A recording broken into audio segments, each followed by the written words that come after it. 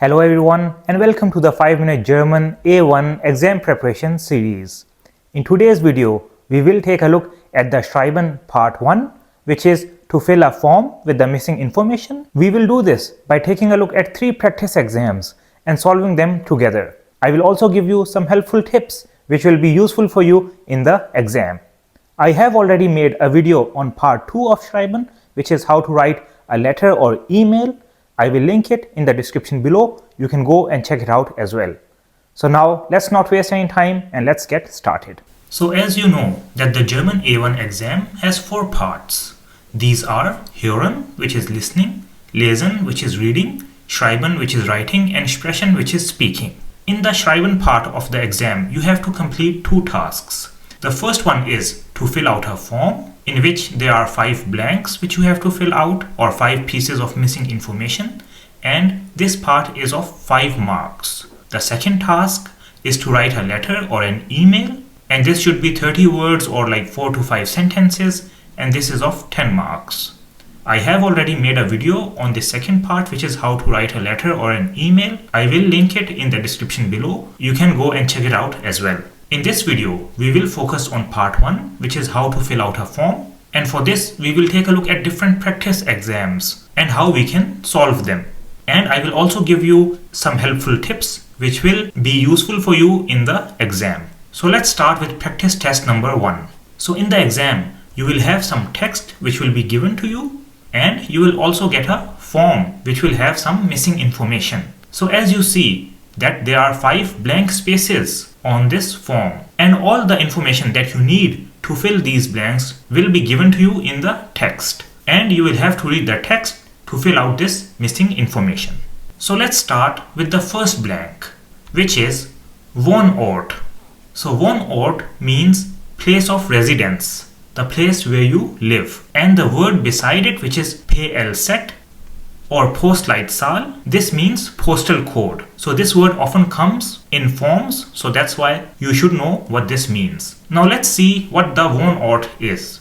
So for this, let's read the text. So I will take the first sentence and see if I can find the information about Wohnort in this sentence. If not, then I will move to the next sentence. So let's read this text. So Ihre Freundin, Katja Moldova, 27 Jahre alt, kommt aus Moskau in Russland und lebt seit einem Monat in Berlin. So in this text, we see that there are names of 2 cities. One is Moscow, which is Moscow in Russia, and the other one is Berlin. So which of these 2 will come in this blank? Now if we take a look at the first part, which is kommt aus Moskau, this means that she is from Moscow. That is her homeland. But in this blank over here, we have to write where she is currently living. So we will not write Moscow in this blank. The other one is Berlin. So it is written lebt seit einem Monat in Berlin. So lebt in Berlin means lives in Berlin since 1 month. So Berlin will be her current place of residence, and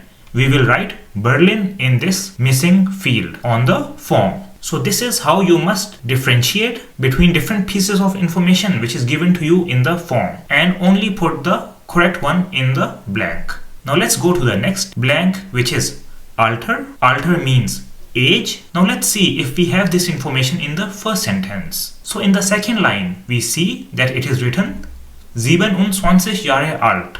This is the age of Katja. So we can write 27 or 27 in this field. After that, we have Beruf.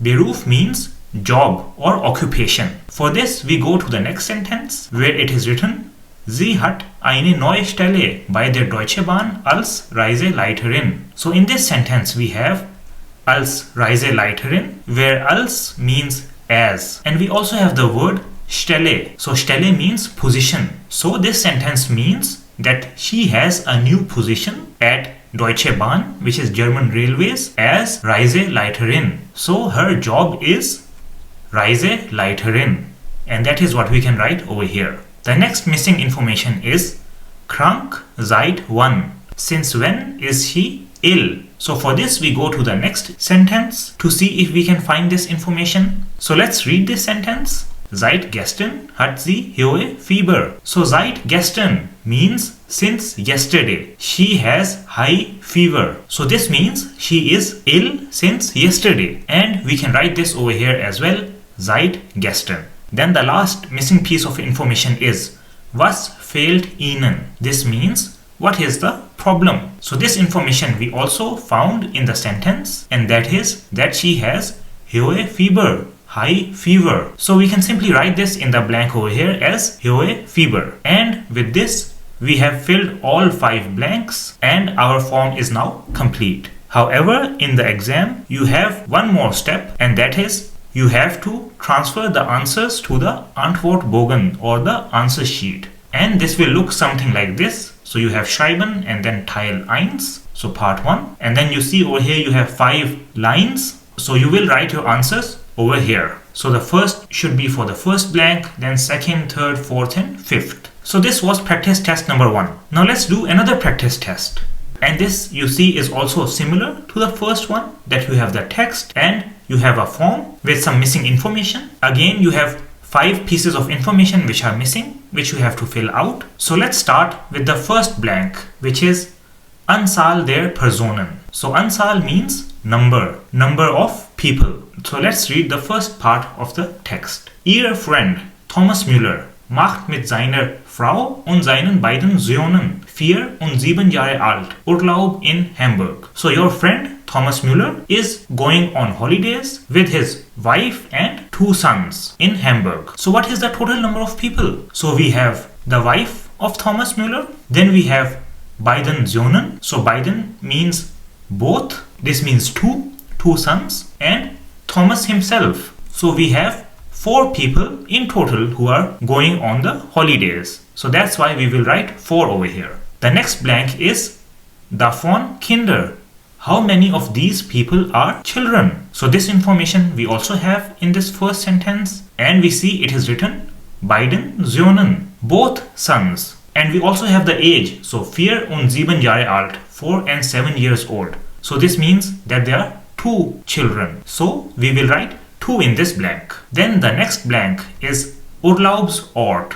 This means place of holiday. So we will write Hamburg in this blank. So you see, just from the first sentence, we have already filled out 3 blanks. Now we go to the next question, which is Zahlungsweise. Zahlungsweise means form of payment. And we have 2 options. One is bar, which means cash, and the second is Kreditkarte, which is credit card. Now let's read the next sentence. Im Reisebüro bucht für den nächsten Samstag eine Busfahrt das Hafen City. In the travel office, he has booked for next Saturday a bus trip around the Hafen City. But in this sentence, we don't see any information related to payment. So we will go to the next sentence, which is Herr Müller hat keine Kreditkarte. Now we see that we have the word Kreditkarte in this sentence. So does this mean that he will pay with credit card? Now over here you have to be careful, because the word before Kreditkarte is keine, and keine means no or not. So it is used for negation. So this sentence means that Herr Müller, Mr. Müller, hat keine Kreditkarte, has no credit card, or does not have a credit card. So since he does not have a credit card, this means that he can only pay with bar or with cash. So bar will be the correct answer over here. Now let's go to the last blank, which is Reisetermin. Reisetermin means day of travel. Now since we are at the end of the passage, this means that the information about the day of the travel or Reisetermin was already given earlier. So for this, we will go back in our passage. We go to the previous sentence. And since this is termin, so termin is always either on some day or at some time. So we have to search for a day or a time. So in this sentence, we see that we have the day, which is Samstag, meaning Saturday. So we can write Samstag or nächsten Samstag in this blank. And in this way, we have filled all the 5 pieces of missing information, and now we can transfer our answers to the Antwortbogen, which will be provided to us. So you see, I have written all the 5 pieces of information on the Antwortbogen. Now before we go to practice test number 3, let me give you some helpful tips which will be useful for you in the exam. So the first tip is that mark the important words such as numbers, names, etc. in the text that you read, because as we have seen from the examples earlier, you have to write some date or some name in the form. So you should mark these important words and then see if any of these words is the correct one which you have to use in the blank. This brings me to my second point, which is that you should know common words which are used in forms. For example, we see vor or Nachname, which is first or last name, Alter, which is age, Postleitzahl, which is postal code, and so on. These are words which are used in almost every form. So it is important that you know these common words. And for this, I have also prepared a PDF with important words which are used in forms. I will link it in the description below and you can download it and go through it before your exam. Tip number 3 is that you should fill the easy blanks first. So after you have read the text, you see that there are some blanks which you can fill, then fill them first. You don't have to fill the blanks in order. You can first fill blank number 1, then blank number 5, then blank number 4, and so on. Because as we saw in the previous example, the information is not given in order. It is possible that the information that you need for blank number 2 is given at the end of the text, and for blank number 4 is given at the start of the text. That's why fill the blanks that you know first and then fill the blanks which you don't know. Tip number 4 is cross out information which is already filled out.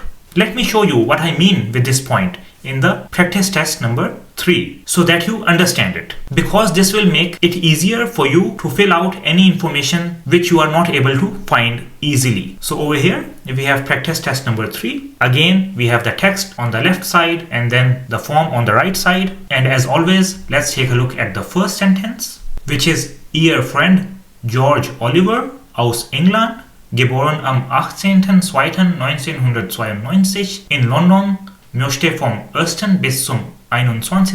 März einen Deutschkurs in Deutschland besuchen. Now you see on the form that the first 3 fields are already filled, which is Nachname, last name, Vorname, first name, and Geburtsdatum, which is the date of birth. So what I can do is that I can cross out this information from the text. So I can cross out George Oliver, which is the name, and his date of birth. So what this does is that it reduces the amount of text in which you have to find the missing information. And this will become easier as you continue to fill in the blanks. So the first blank that we have is Geburtsort, which means place of birth. Now since this is also related to birth, so this information should be close to where the birth date is written in the text. And you see that directly after the birth date, you see the word in London, which means that he was born in London. So I can write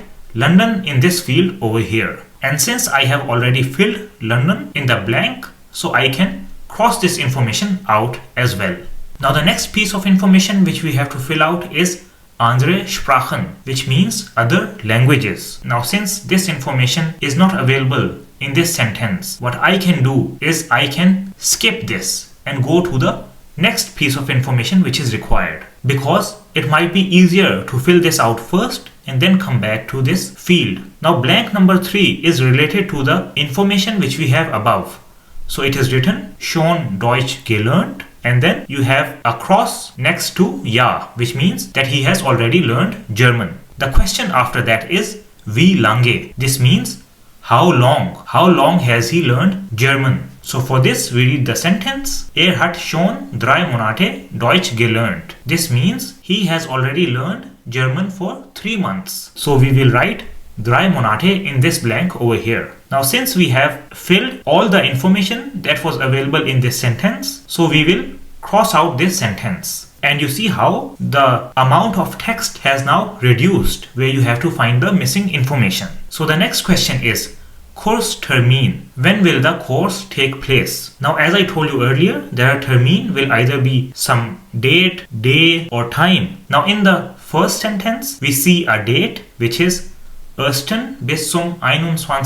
März, from 1st till 21st of March. This is the time period in which he wants to do the Deutsch course. So we will simply write this over here. Ersten bis 21.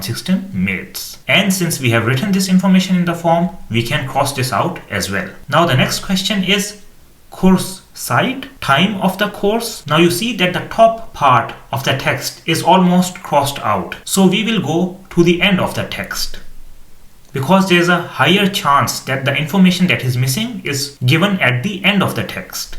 So the sentence over here is hat am Vormittag Zeit. And the question is also related to Zeit. And we see the word Vormittag over here. Vormittag means before noon or before 12 o'clock. So when we take a look at the options, then the first option is the correct one, because the other two options are in the afternoon or Nachmittag. And now we can also cross this information out as well. Now we go back to the blank which we had left earlier, which was andere Sprachen. So we read the last sentence, and that is in der Schule hat Französisch gelernt. In the school he learned French. So this means that he also knows French or Französisch. So we will write Französisch in this blank, and we can cross out this sentence as well. And now we have filled all the information that was required, and you see now there's only a few words left in the text. So if there was any other blank, you could find the information only from the text which is remaining. And in this way, by crossing out information which is already filled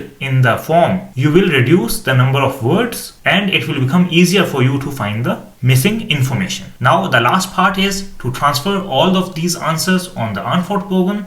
So over here I have transferred all the answers on the Antwortbogen.